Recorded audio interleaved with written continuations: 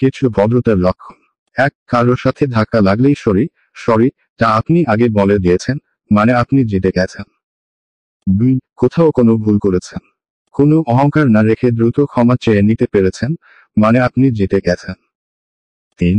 আমি এখন ব্যস্ত আছি বলে ফোনটা রেখে না দিয়ে বরং যদি বলতে পারেন ফ্রি হয়ে আমি কল ব্যাক করছি, তার মানে আপনি ভদ্রতা দেখিয়েছেন।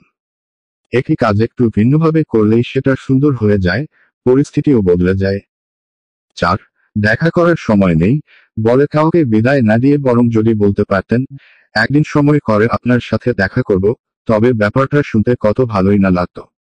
কাজ কিন্তু একই, অর্থাৎ এই মুহূর্তে দেখা করতে পারছেন না, কিন্তু বলার ভিন্নতার কারণে ব্যাপারটা কত সুন্দর হয়ে গেল। 5. ধরেন কেউ আপনার কাছে এমন কিছু একটা সাহায্য চাইল যেটা দেওয়ার সামর্থ্য আপনার নেই।